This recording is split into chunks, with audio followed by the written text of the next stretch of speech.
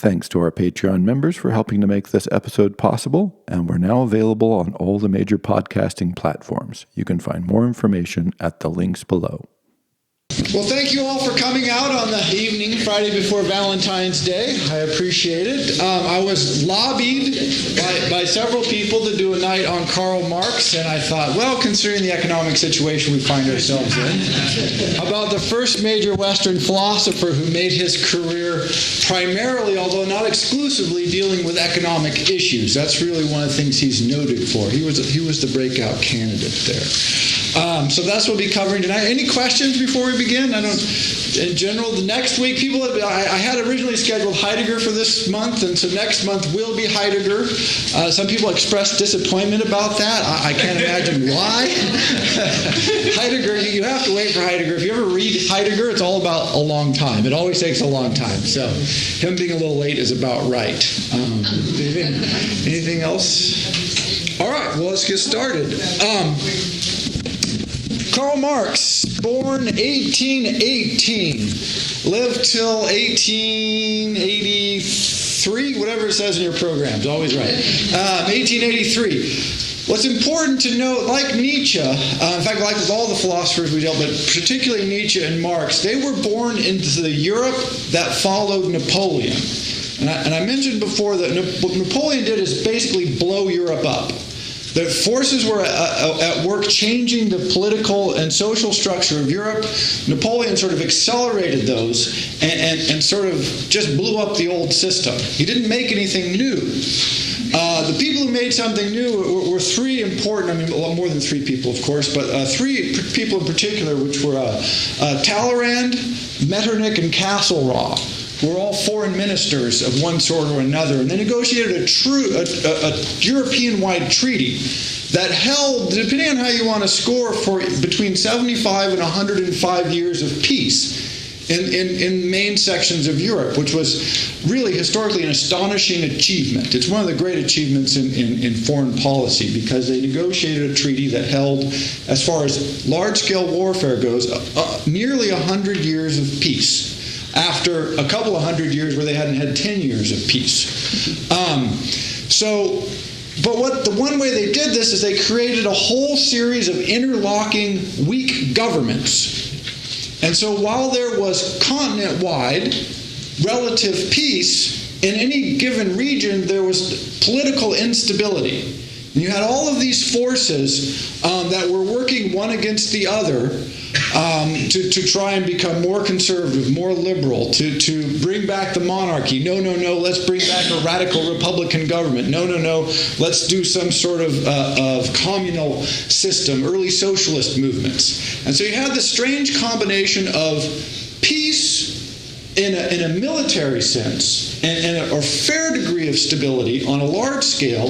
But if you were in what became Germany, if you were in what is France today, if you were in Italy, even if you were in England, it was a time of very great political instability, a really surprising amount of political ferment.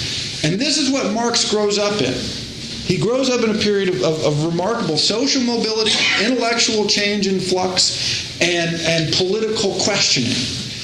Part of what's driving this is what he ends up being a specialist in, of course, is economics. A huge change is afoot. We're going to talk about that, but just a little bit on his background.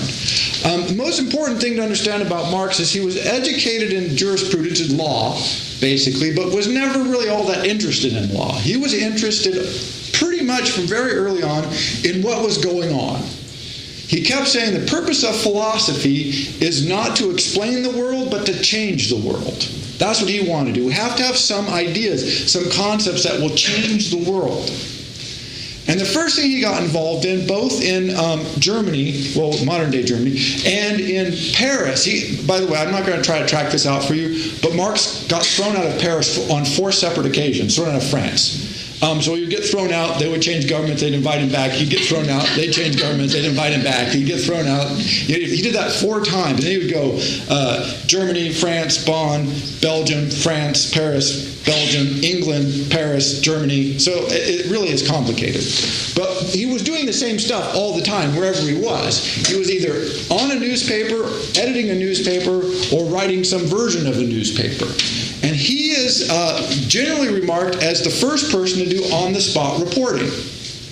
Which is to say, if there was some big uprising happening, he would go there and say, I went to the corner of this and that, and there were 500 people in the street throwing rocks at the police, and the police weren't doing anything, and these people were doing this, and they were doing that, and it was mostly the poor that were out, and the middle class stayed in their shops, and this represents this kind of problem. This notion that if you want to report about something, you should just go there, look at it, and write it down. With a particular political tinge, always a particular political tinge. He was what we would call today a social progressive. He really thought that people deserved a fair shake. And at times, this would be very popular with the local governments. Hence, Paris would invite him back. So he'd be in Paris for a while. And they'd change governments, and they'd go, no, no, no, censor everything, and kick him out of the country. Right? And this happened over and over for him. But from his earliest days, he was focused very sharply on the actual conditions of people, not in an abstract sense. And this is his big beef with Hegel. He came under the sort of sway of a disciple of Hegel known as Feuerbach. And his thesis on Feuerbach is important because it's when he says Hegel is all wrong. And what he says is wrong with Hegel is that Hegel is an idealist. And what he does is he focuses on the abstract. If you're an idealist, you say somewhere out there is a perfect world, a perfect idea, a perfect law, a moral code, and then we compare ourselves to that. That's the definition, sort of a sketchy definition of an idealist. And what Hegel had argued is that there are these forces in history, these concepts, these ideas that evolve through a dialectical process where you have a thesis, whatever the Western concept of man. Then you get an antithesis of that, a response to that, which is to say an ideal noble person, chivalry. And then the synthesis of those two ideas produce the next thing, which is itself then becomes a thesis. And so it goes thesis, antithesis, synthesis, which is a new thesis. And that history progresses by all of these ideal categories coming into conflicts with each other and producing new ideas. And this is teleological, which means it's directional. It's going someplace. And the place it's going is the end of history and the perfect man.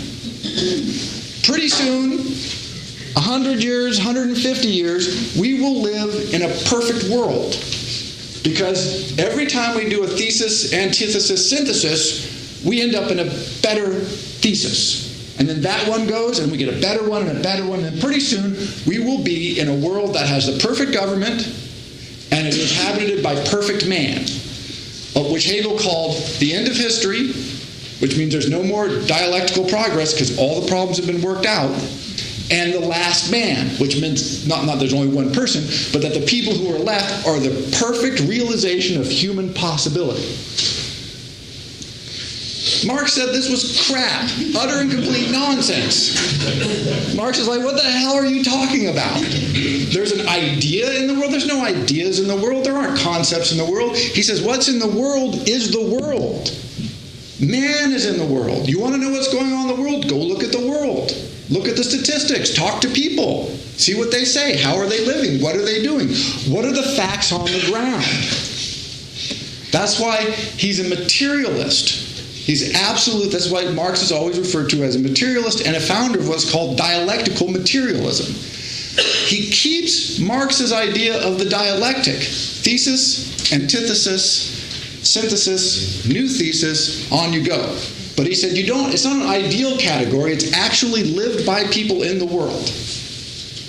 He also believed in the teleology of Hegel. He said we are going someplace, and the place we're getting to is better. And so there's no use really complaining about what's going on, even if it's bad.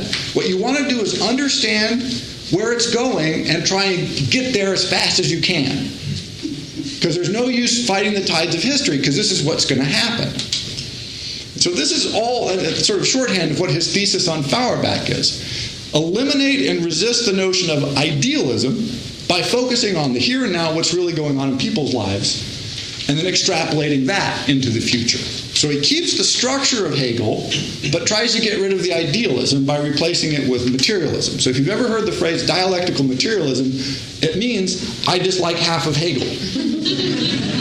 And I like the other half of Hegel. So that's really honest. That's basically what it means.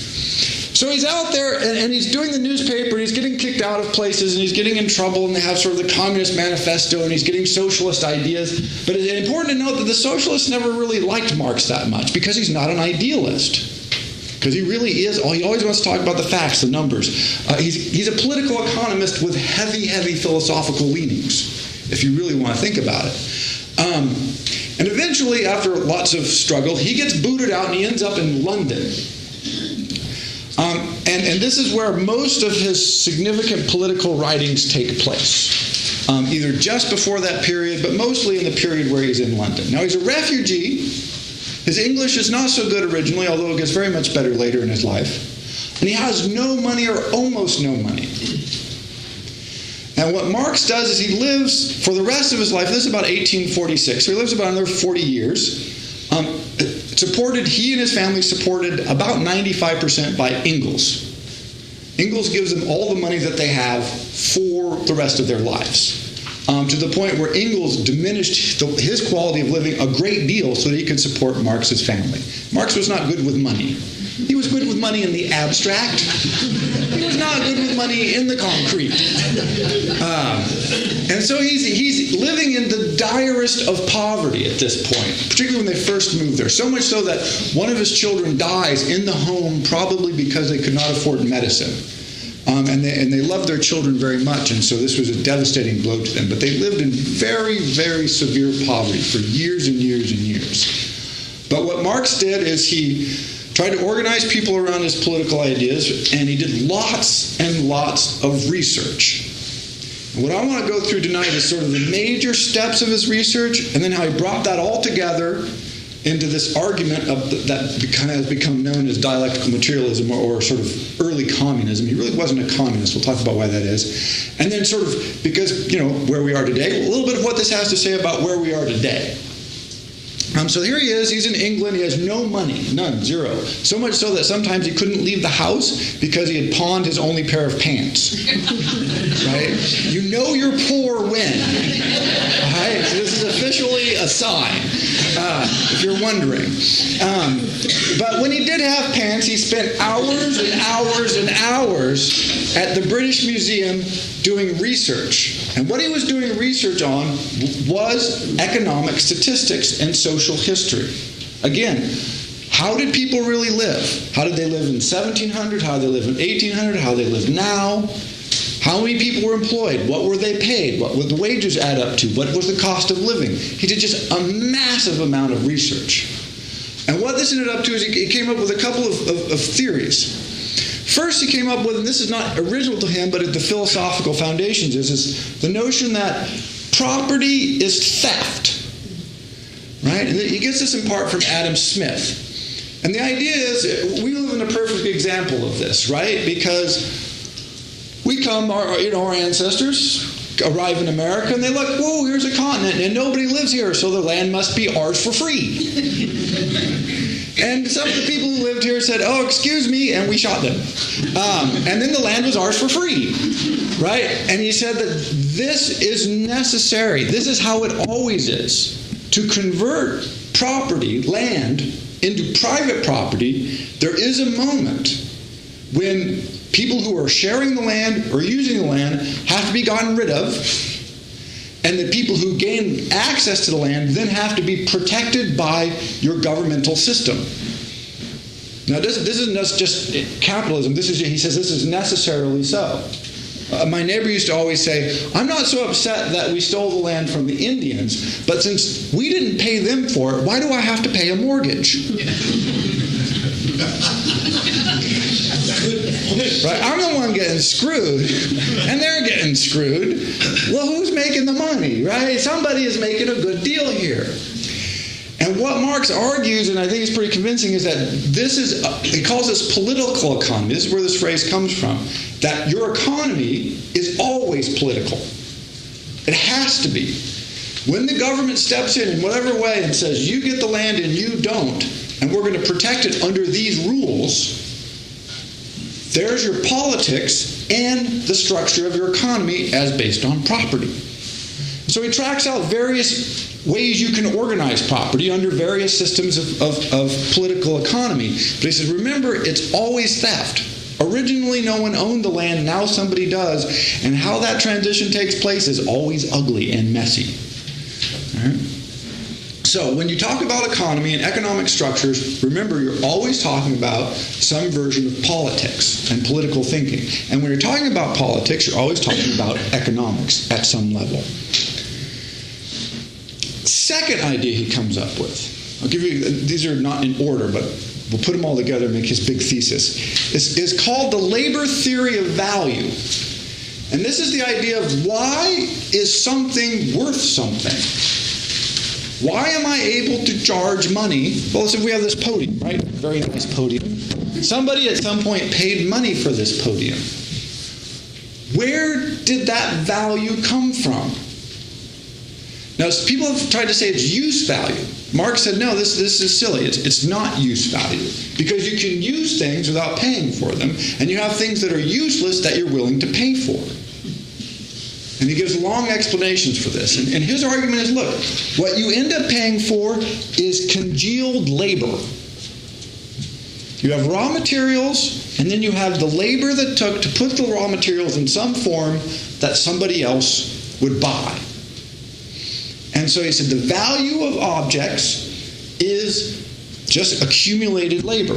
And if you get a lot of labor that's cheap, then the price of things will decline, China. And what you'll end up with is a general reduction in the price of things, not because the things are worth less, but because the labor that went into them costs less. Again, we've just experienced a huge example of that over the last 15 years.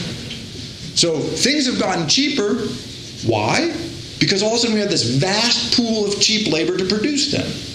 So the value of something is in fact the accumulation of labor in that object. Obviously this isn't perfectly true, but this was his argument. It's a good general outline. But he says, where does that value come from then? Well, it comes from the work that someone puts into it. So value is actually someone's labor alienated from them, objectified outside of them. And more importantly, somebody made a profit on this, right? Someone sold this, imported it, made it, and they made a profit.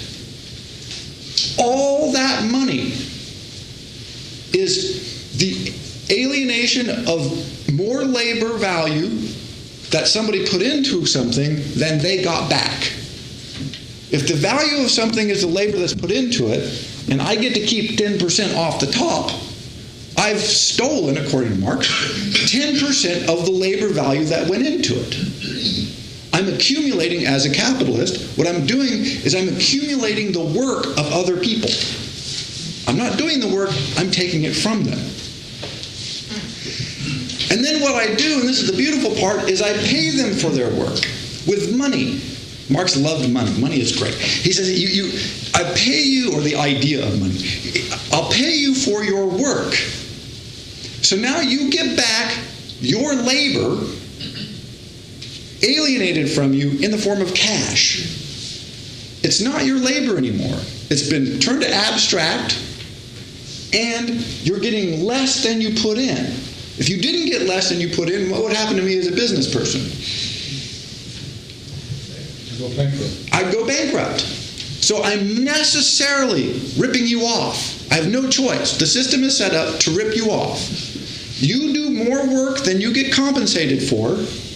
Your work is alienated from you, and then a portion of that is returned to you in an abstract form in cash. This is a bad system. Marx is like, this is not what the hell are we doing?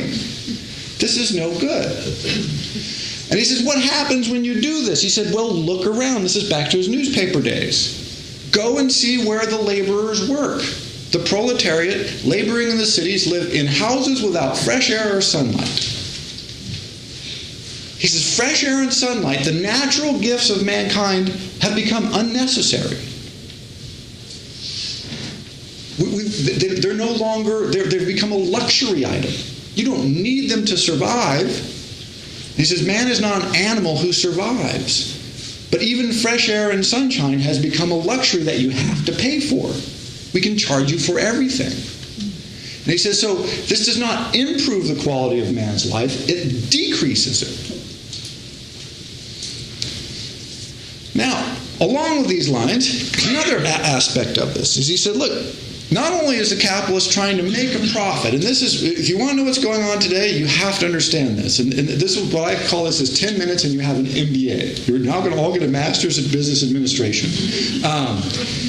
So you must understand businesses, and Marx, again, as far as I know, is the one who worked this out in detail, but businesses and companies are not trying to make a profit. This is a common misunderstanding of capitalism. They are not interested in making a profit. In fact, they are legally, if you are a publicly traded company, you are legally precluded from trying to make a profit. You're not allowed to do that. Honestly, I'm not making this up. What you have to try to do as a CEO by law is make as much profit as you possibly can. Maximize your profit at every moment. And Marx said this is inevitable. But let me give you an example of this. I'll give you the numbers. Let's say we have two businesses, and we each invest $1 million. Business A and business B. We each invest $1 million at the beginning of the year. At the end of the year, business A has $1 million plus $100,000. Business B has $1 million plus $200,000. How much money did business A make? 100,000. No, they lost $100,000. This is what you must understand. If you go to graduate school, it's the first thing they teach you. As far as I know, it's the only thing they teach you. I'm serious. It's only a little teeny tiny joke. What you did is you lost $100,000. This is called opportunity costs. You had the opportunity to make $200,000, and you didn't. Therefore, you lost $100,000 in opportunity costs. You're a bad business person. You must change your investment strategy. Right now, Boeing is laying off workers. Why? Opportunity costs. Anybody know how much they made last year? $2.7 billion profit. $2.7 billion, they're laying off workers. Over the last 10 years, Boeing has made over $100 billion in profits. They are laying off workers. Why? Because they should have made more. They are not interested in making $2.7 billion. That seems like a lot. You think, wow, a couple of $1 billion, aren't you happy? No. We are not happy. We must lay off workers because we should have made more than that. We should have made $3 billion or $5 billion or $9 billion. Somebody out there made more, therefore we lost money. Two effects of this. The capitalist is driven to maximize the amount of labor. Notice we have the labor theory of value.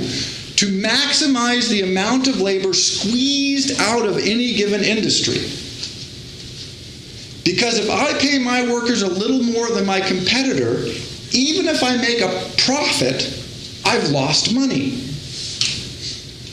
This is where I hear this confusion all the time. You watch the news or this, they say, well, they made money and they're fighting this raise in wages or this insurance bill or anything like that. Yes, they always will. Not because they're afraid of losing money. It's because any kind of increase in cost simply means they are not maximizing the kind of money they could have made.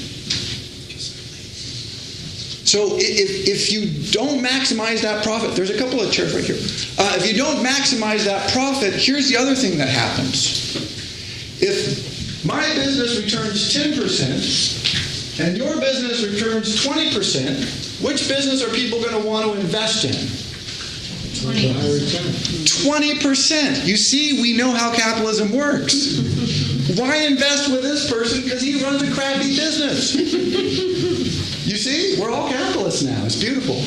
We know that we want to invest with the guy that's getting 20% returns. And you know what? This is exactly what happens. Everybody invests with this guy.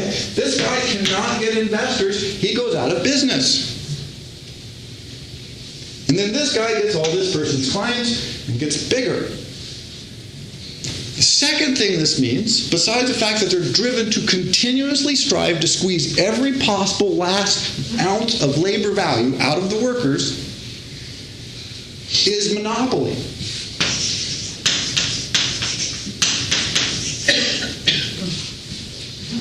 We must form a monopoly. Because if we compete against each other, let's say we both made $150,000 last year. We go, wow, we've got to increase our profits. Well, if we advertise, that costs money. If we cut our sales price, that costs money. If we reduce the quality, we might lose some customers. You collude. It does not take business people very long to figure this out. You collude with your competitors. You form combines. You form a monopoly. If you have a monopoly, think oil, you can charge what the hell ever you want. Or a lot. Diamonds. It's Valentine's Day. Hopefully you all get lovely diamonds from the people who love you. Diamonds are, by the way, nearly worthless. They're also a monopoly. And it turns out you can take something that is nearly worthless, monopolize it, and make a lot of money off of it. It's great. So if you buy a diamond for $1,000, you've probably only paid $975 more than it's worth. But you can't get access to the diamonds because of the De Beers and a few other companies have totally monopolized the world market. That way they make lots of money. You can also go to the Henry's Hardware and get a diamond bit saw. Diamonds are not expensive. If they were, you wouldn't put them on saw blades. Right? And so they're driven to do things like monopolize the oil market, monopolize the diamond market, monopolize the aerospace industry. How many companies do we have that manufacture commercial airlines in the world, airplanes? 2. And you know what? They're both hugely profitable. Or if they get a little less than hugely profitable, they just lay a bunch of people off. By the way, Boeing and Airbus, the European consortium that is Airbus, has decided to cooperate. Because, of course, why compete? It makes so much more sense to work together and share components and engine development and all that. Eventually we'll have one company. And then that company will really make money. So, you have this system where monopoly and pressures are absolute, and the drive to extract every last value of labor out of people is absolute. That's why I get value. I squeeze people.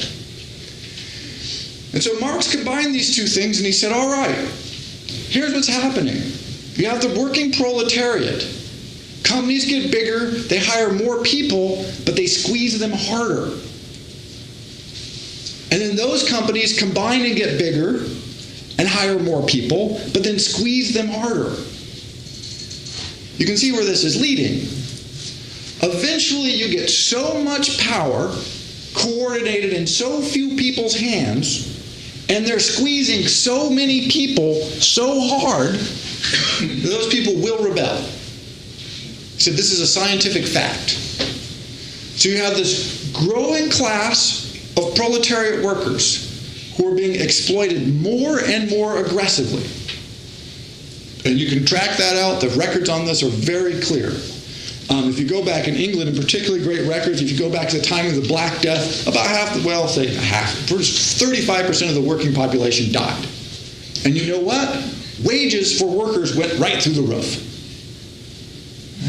Wow, there's no coincidence there.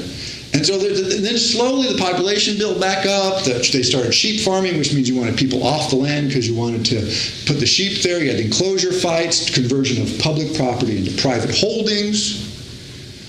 And so wages go down, down, down. Poverty goes up, up, up. Ireland is a great case study in this. Then you start getting the factories. People start coming into the cities. They start pulling people into the cities.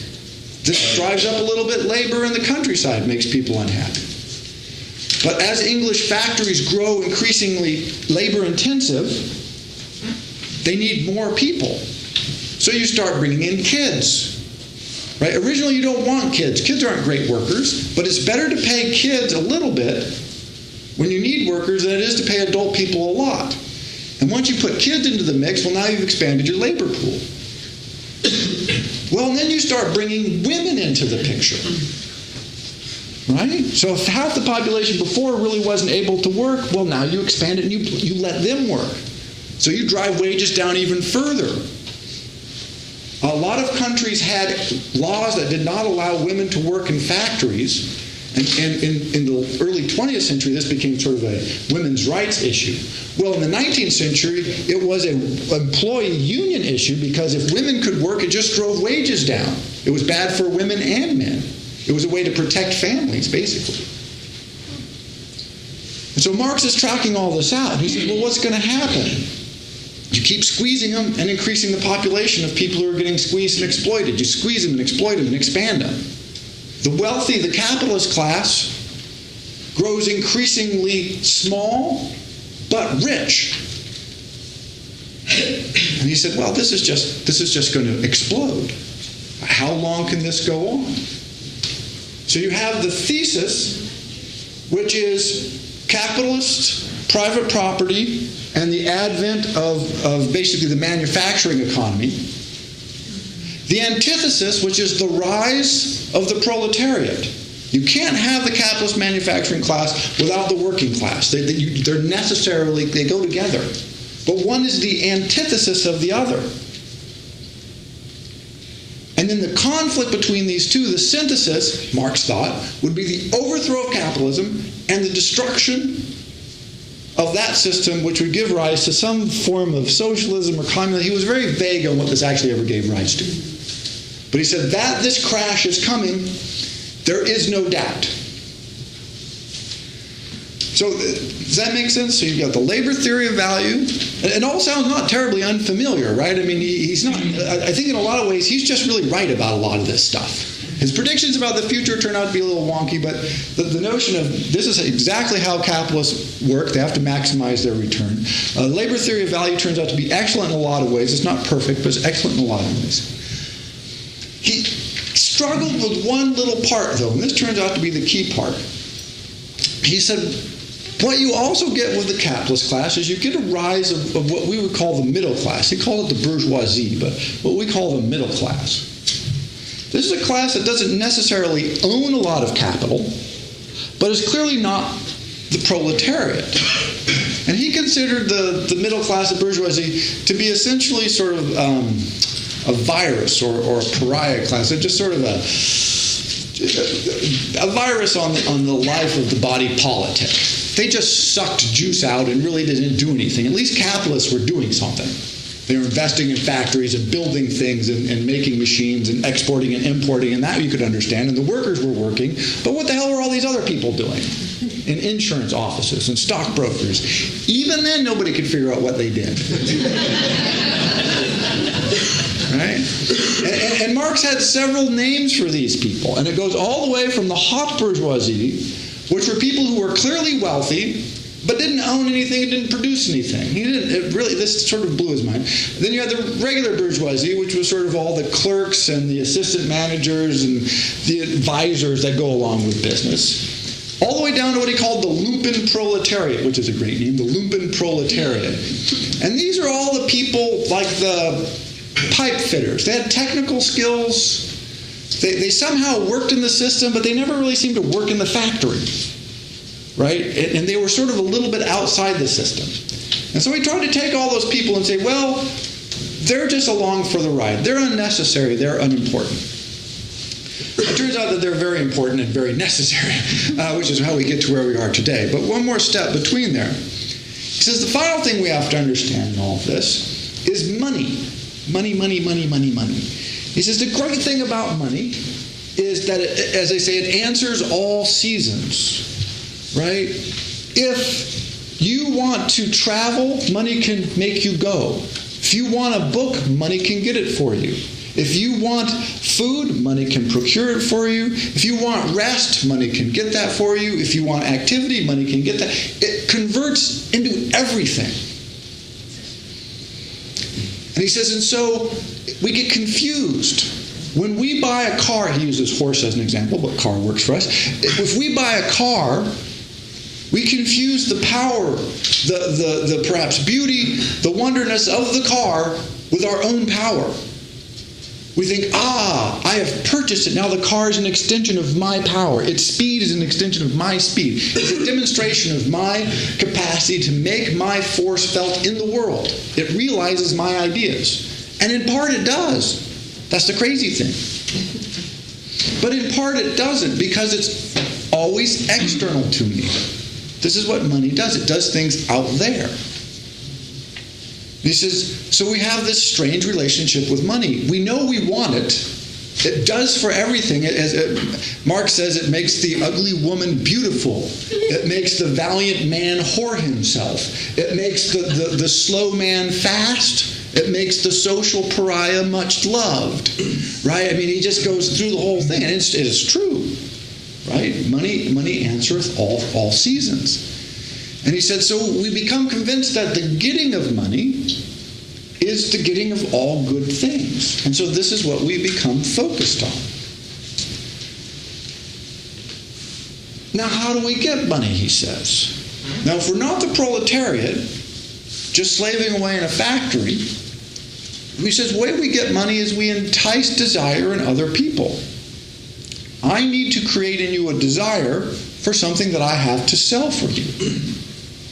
Then if you buy what I have to sell, I get money, and you get the power that you think you derive from spending your money. And so he says what money does is it does not solve needs or reduce problems, it amplifies them. It is a mechanism for increasing desires, needs, unhappiness, and unrest. This is money's function. So if you've ever seen, I love beer commercials for this reason, right? Semi-naked woman with beer, right? Now you desire something. I can't sell you semi-naked women because that's marginally illegal. I can't do that on TV at least, but I can sell you a beer. And so I entice your desire and then offer you something that theoretically will fulfill it, although we all know this is not going to work. And yet somehow it works. People buy all this beer or whatever it is. Right? Why do we have all these variety of cars? Why don't we just have a couple of basic cars that get people around? A small car for small families, big cars for big families, trucks for people who need trucks, and then you're done. Well, that's 3 cars, maybe 4. Choice. Yes. We want choice. We can exercise our power in the world by being allowed to choose. Amongst all these things, whether I need them or not has no bearing. Marx was also one of the first philosophers to point out quite categorically, he says, look, and this we also get very confused on this. He says, people always want to talk about needs and desires. You need these things, you desire these things. He's like, no difference. His phrase is, needs, whether they come from the imagination or the stomach, are the same. A person needs a $400 pair of shoes the same way another person needs food. He says to not recognize this is to make a moral judgment. He says it is morally much better for someone to get food than for someone to get a totally worthless consumer item. But the need is the same. And he says, when you try to separate out what means need and what means just a hopeless desire, he says you just get lost. He says you can't track that out. Particularly in a society, even at his time, in our society, of course, we're way past that, where any theoretical real need is so easily met that, what do we need? We need some shelter, we need some food, maybe we need some people who like us. Okay, great, we've solved that problem, right? if you're living on the street or going hungry in America, it's usually a social dislocation. It's not a lack of resources, because our country is just super abundant with resources. And so he says, look, that's what we have to understand, that we generate these needs in other people. Our whole society, our whole consumer economy is based on this. And this is where Marx went wrong, and this is how we got to today. But he said this can only last a little bit. I mean, how much of your economy can be made up of things that people don't really need and they buy discretionarily? It turns out at least 70%. Which is where we are today.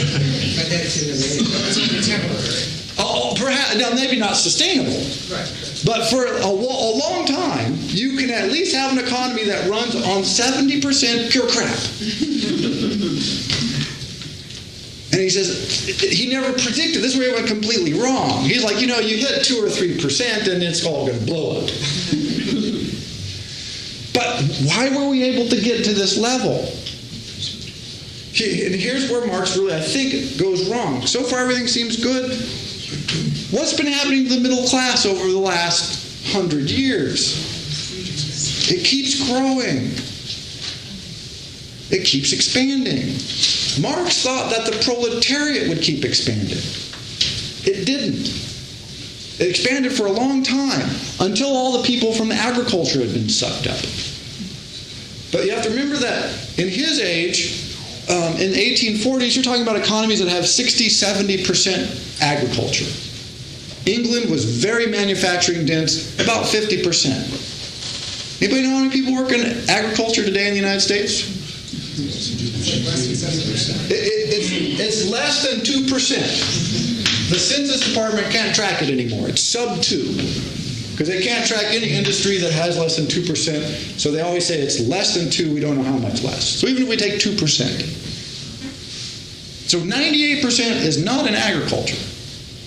And as we all know, manufacturing jobs have just been like this.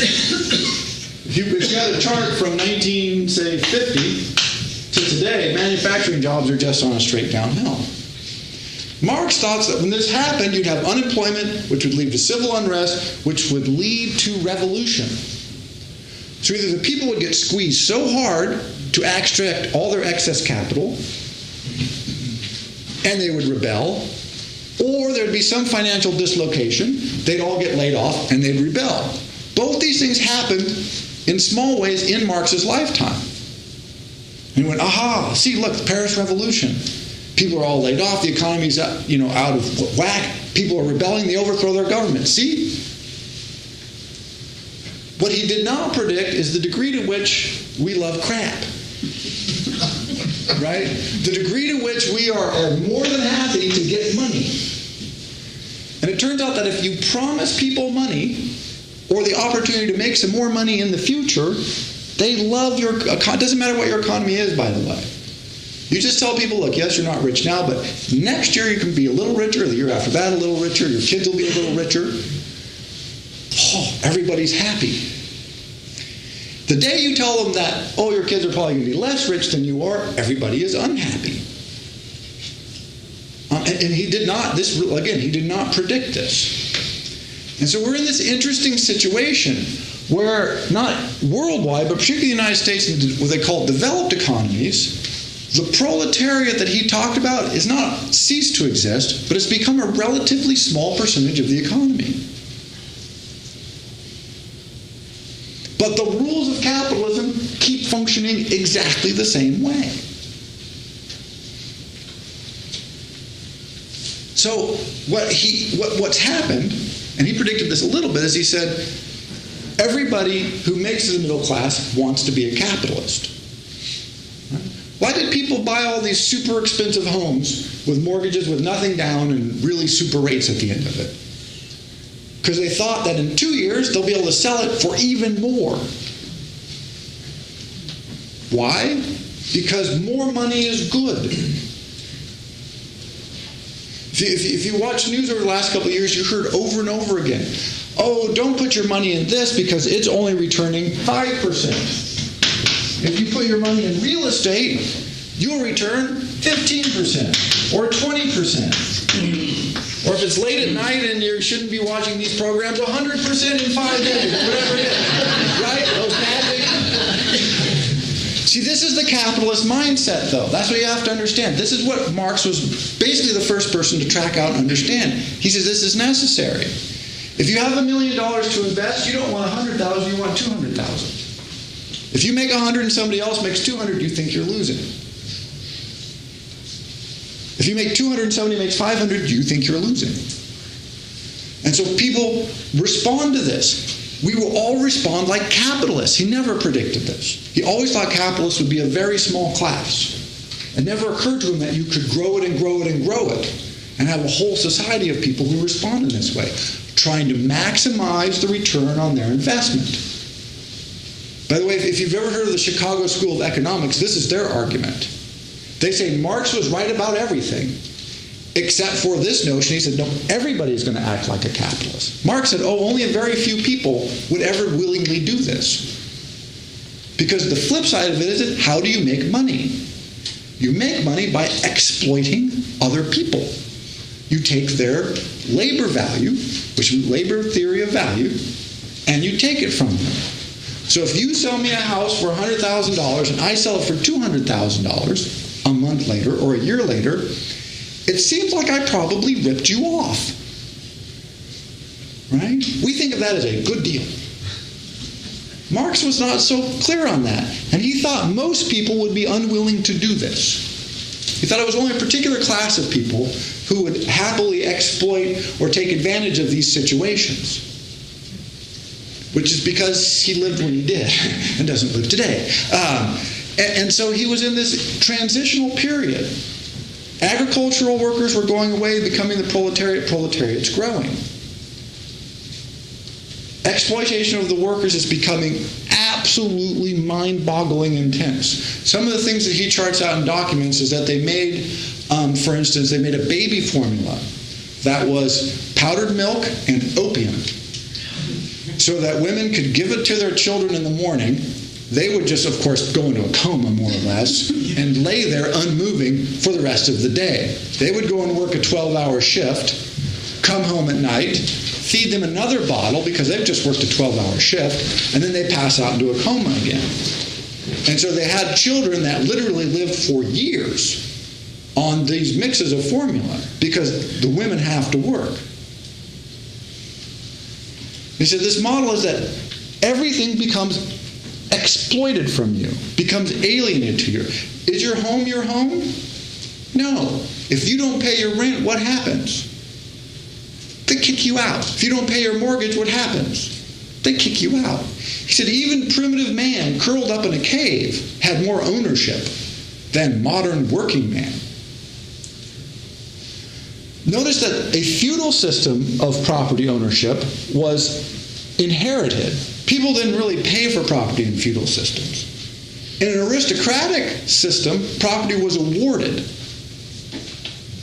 In an imperial system, which is to say with a king, the king has everything, you just get to use it. These are all different systems of property ownership. He said in modern property ownership, we're all alienated from our property because we can all lose it at any time. As soon as we stop paying for it, it's not ours. Our children, how do we look at our children? They're not to be loved and coddled and raised. They're now a burden. We have to, immobilize them, as he said. And he was, by the way, he was famous for loving his children. And if you read the letters that his children wrote on his death, two of his daughters said he was the best possible father. Though we grew up in some poverty, you must remember that we were always happy because we always had Marx. He was the best possible father any daughters could ever have. We had the best childhood, regardless of how much money we had or did not have. And I envy no person because of the joy we had in that family. So when he's writing about the kind of things that are being done to children, it's from somebody who loves children. He's like, look, they're just being crushed. They're being crushed in factories. They're being crushed at home. Why? Because they've been alienated from the family. They become resources or burdens. How else can you view them? They cost money to feed, or you could put them to work and make something from them. We're alienated from our homes. because we have to pay for them. It's not mine. I haven't inherited it. I don't get to keep it. As soon as I stop paying for it, I lose it. So we're alienated from our own time. What is your time worth? Remember, time is money. Time is money. Right? We know that equation. They beat it into our head. You could be doing something productive to make money. And if you aren't, you're on the short end of the investment scale, let's face it. You're wasting your time. Right? He says this whole psychology, this is one thing that's great about reading Marx, is he was tracked out this psychology very clearly. He understood how this worked early. He's one of the first people. And he said, philosophically, he said, therefore, what this ends up being is an inhuman society. Therefore, it cannot last, because we're human beings. Eventually, our human potential and our human desire to live not like that, to live unalienated, to be ourselves, to express ourselves, to be free of the bonds of labor that is alienated from us, not from work. He says people love to work. They just don't want their labor to be alienated from them. He says that means the revolution is coming. And like I said, he had no idea of the power of crap. He really didn't. I mean, he just didn't see this, that we would be so easily seduced. He said religion was the opiate of the masses. And that's that many people have commented that's only because he didn't have TV. It's this, right? This notion of what keeps us sedentary, what keeps us from rising up. Which brings us sort of in a way to today. You may have noticed over the last few months, people are getting a little restless about the economy. Why? Well, a couple of reasons. One, of course, is blowing up. Two, because middle-class people are losing their jobs. This is very rare. Middle-class people aren't supposed to lose their jobs, and they aren't supposed to lose them for a long time. Societies never care when the poor lose their jobs. It's just historically, who cares about the poor? Screw them. So if the poor have an unemployment rate of 30%, we all shrug. Who cares? It's not in the newspapers. This has happened repeatedly since the 1950s. It almost never makes the news. There's occasional riot, people get unrest, maybe there's a strike, a little bit of news, nobody cares.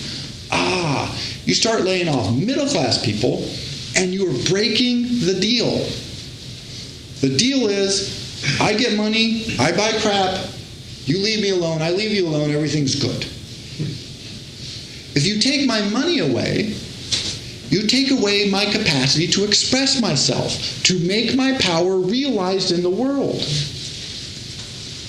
This means my abstract sense of value has left. What I'm left with is a capacity to have a concrete sense of value. How do I make myself felt in the world really? If I don't have money, what am I left with?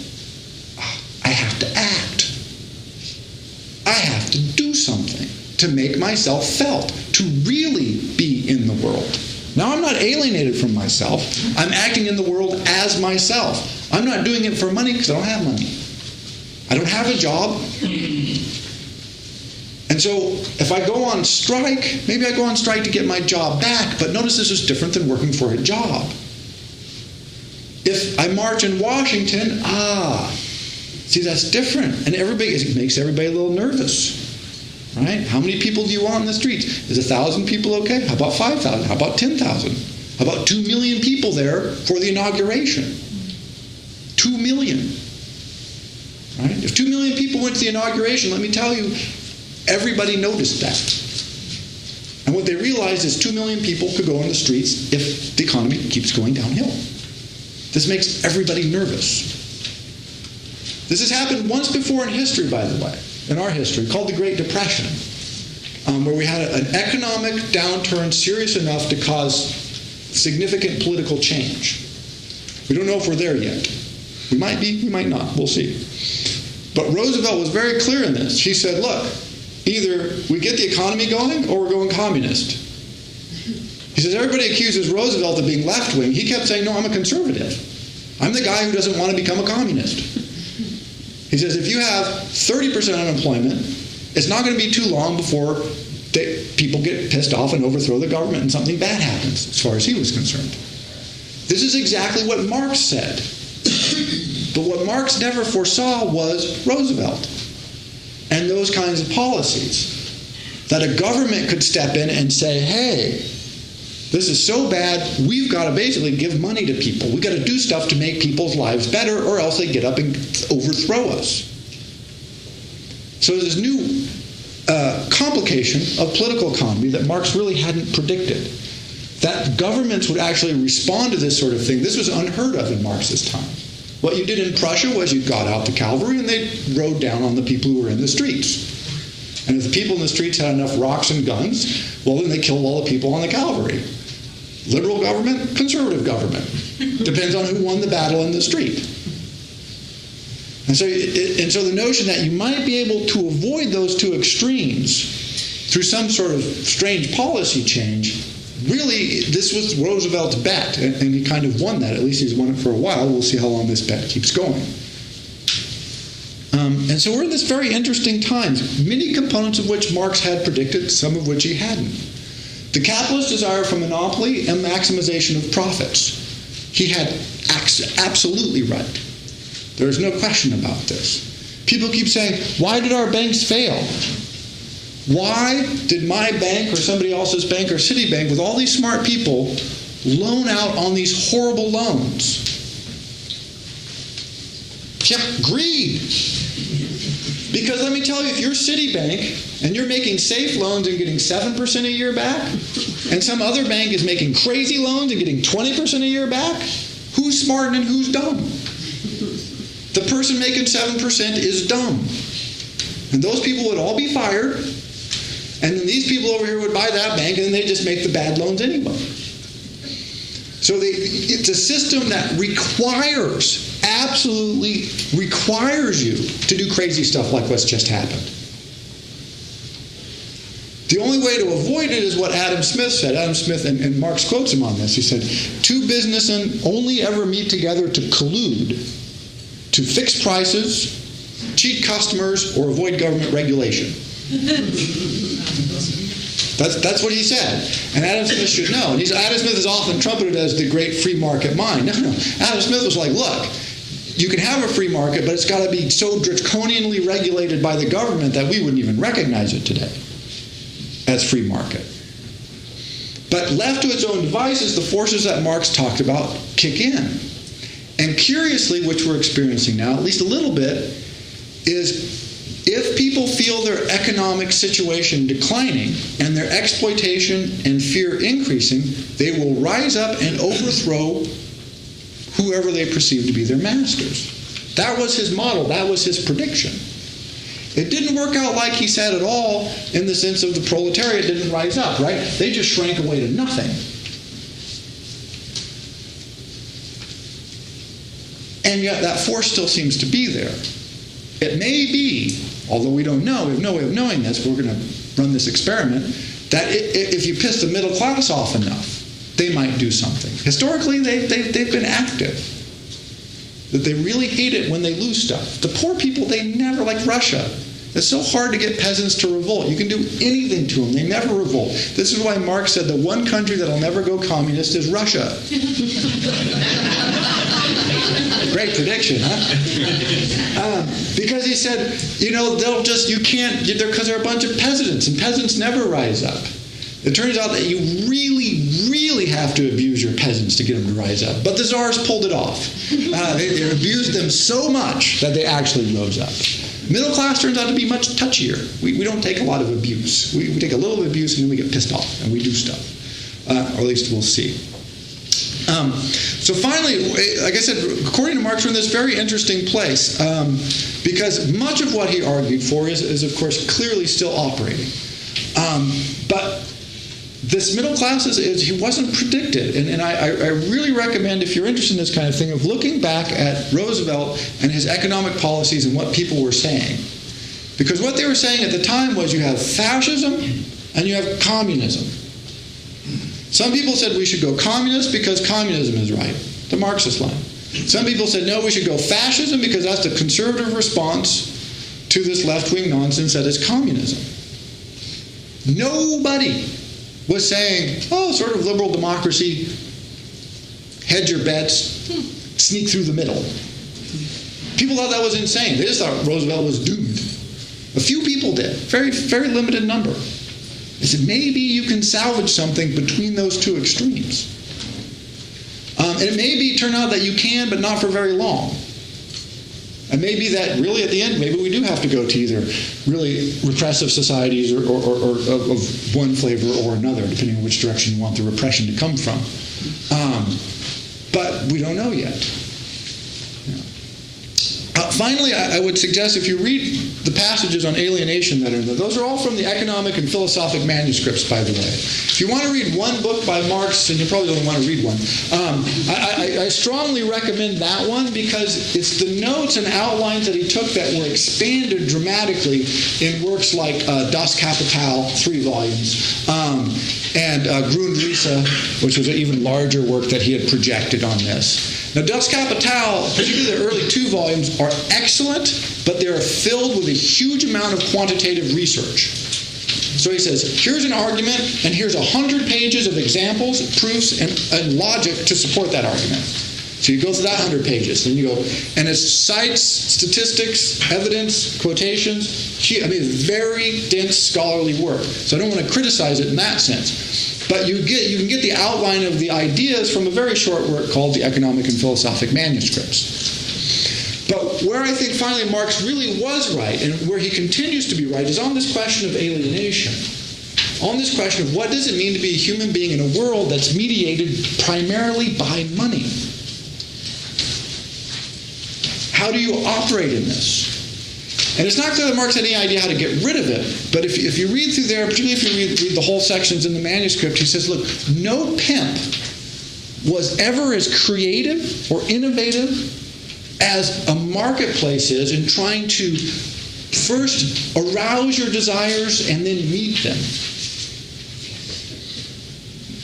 Never in the history has this been the case, right? Think about the myriad commercials and enticements that we get repeatedly. Oh, you need this, you need that. If you don't have that, you're not a complete person. If you don't, oh, you should have this. You're too thin, you're too fat, you're too young, you're too old, your hair's the wrong color, your car is too small, your car is too big, your car uses too much gas, your car should be a Hummer, right? It never ends. There is no finishing place. And so the psychology of how you escape from this world of alienation, his writing on that, I think, today is still quite vital, still resonates. Some of the teleological stuff is gone, the dialectical stuff sort of fell apart in the middle class, but his analysis of the problem and the way money works, particularly to exploit ourselves, repeatedly, I think he was onto something there. But it's not at all clear, I would say, what comes next. It wasn't clear to him, certainly, and I don't think it's clear to us. But, yeah. So I would say, yeah, Karl Marx, 100 and some years later.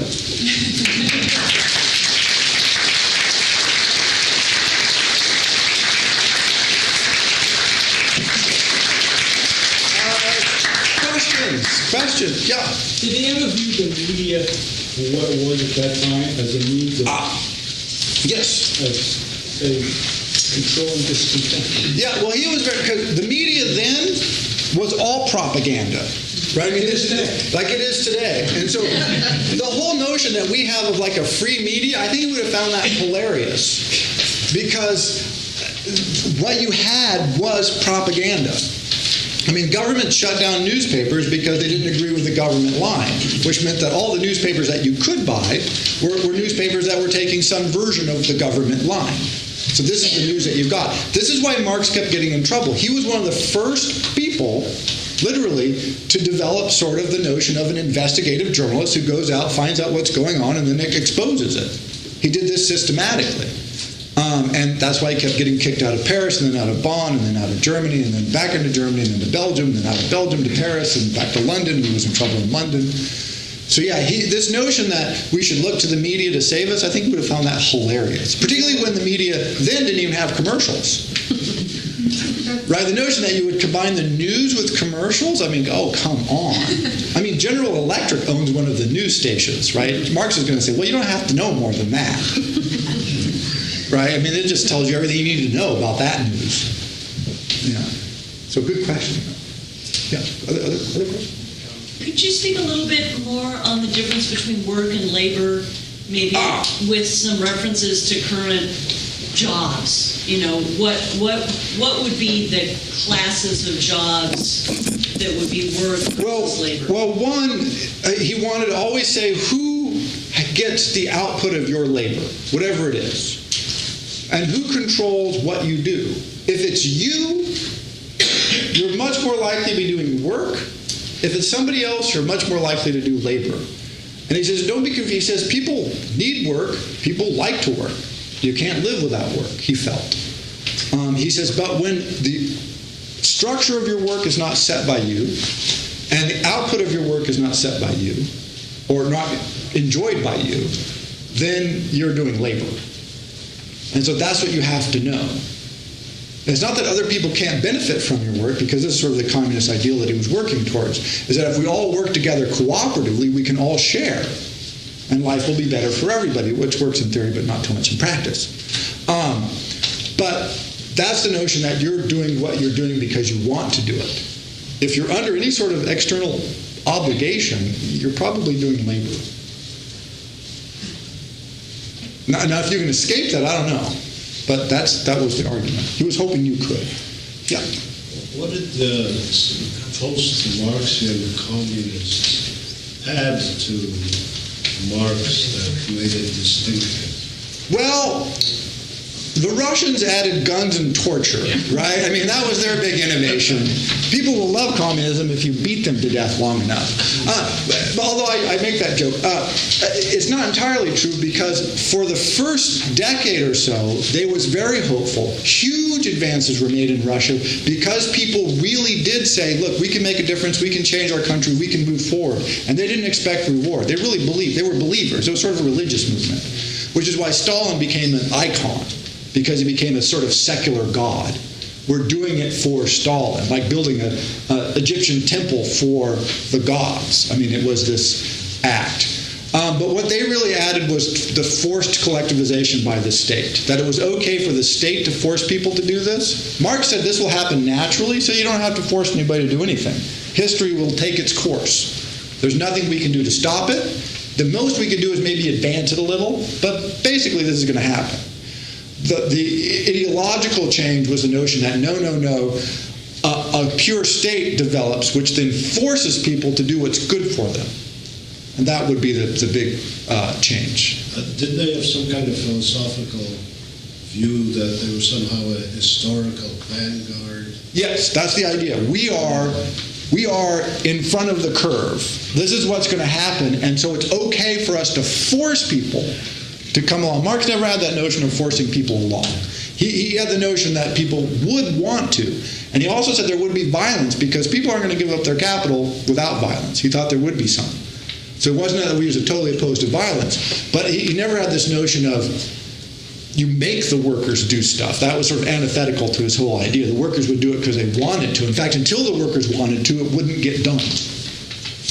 And so the whole notion of the state being able to force you to do stuff, he really was, not in favor of. I grew up in Yugoslavia, and I think that my parents were communists, and they grew up in communism. Actually, it wasn't communism, it was socialism, where Communist Party was governing the country, the same like in Russia, Romania, Hungary, Czechoslovakia, and on.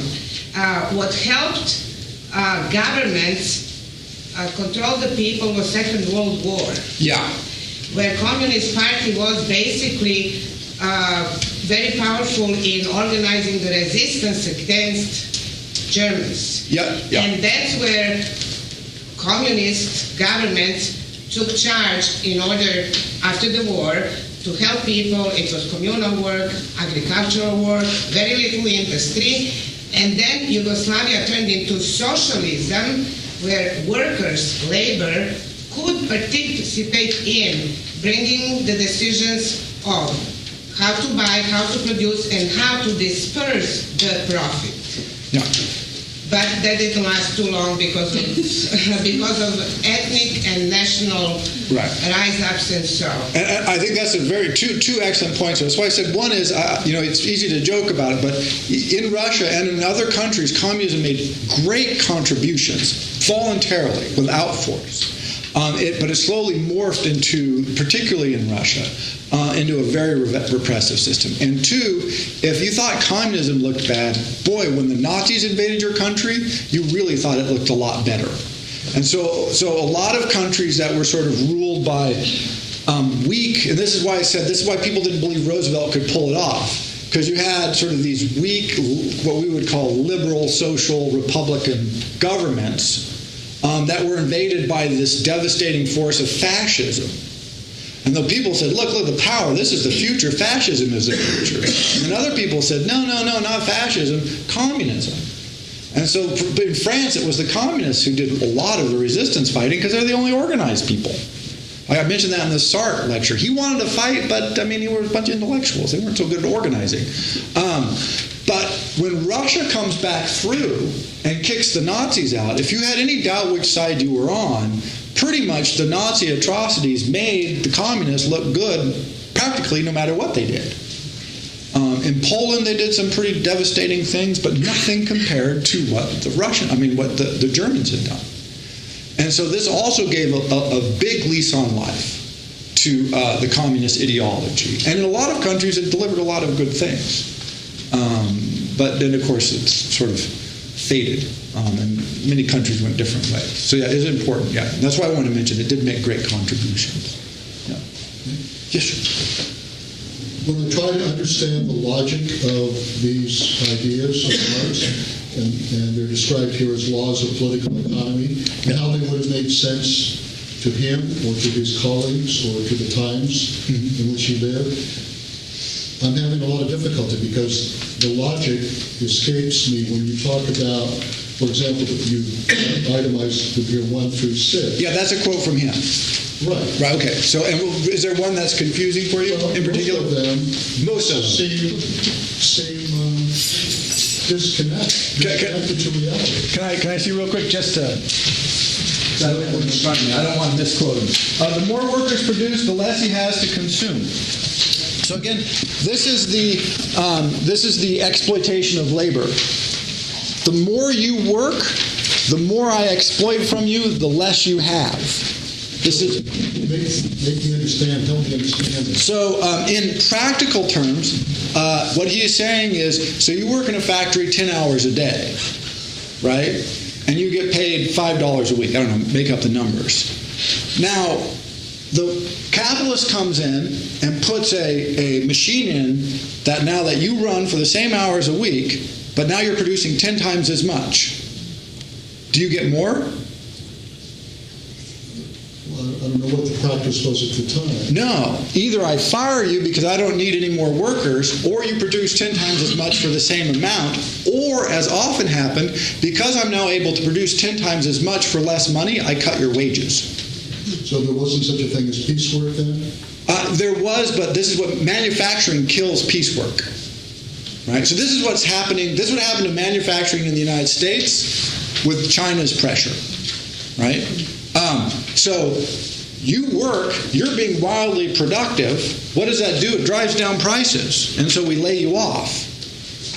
So the more worker, not the individual worker, although it could be the individual worker, but the more workers produce, it ends up that the less that they have. Because either wages are worth less, which is why manufacturing wages have been going down for 30 years, or they get laid off.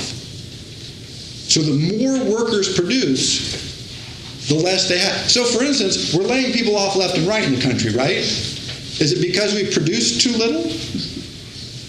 Is it because we have a shortage of cars? No, we can produce way more cars than we need. And so what do? We fire workers. So the more they produce, the less they have. It's bizarre, but that turns out to be true. I'm not saying all of these are true, but I think that one's pretty, right? We're producing cars like we never have before. Our workers are more productive than they've ever been, and we're laying them off faster than in a long time. Well, it's true right now, but 5 years ago, was it true? Yes. If you look at the trend lines, if you weren't in China, Right? If you're in China, the trend lines are going the other way. But for our country, certainly. The more value he creates, the more worthless he becomes. Who gets the value from your labor? The owner. The more value you create, the richer I get. Relatively speaking, the less rich you get. Does that make sense? The more his product is shaped, the more misshapen the worker. Now, this is particularly has to do with machine production. Because what happens there is the more steps it took to produce something, the more stages there were in the production line, the more specialized the labor. And he said, so what you ended up with was literally, in production line work, is you have somebody who might do this all day. Right? This one move on one part. And it actually would physically misshapen the laborers because you're doing very repetitive motion over and over again.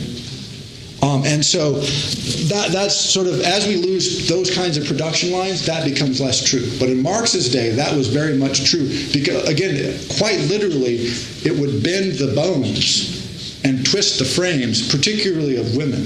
They had these systems for loom weavings, where to make it work, they actually suspended the women off the floor by straps.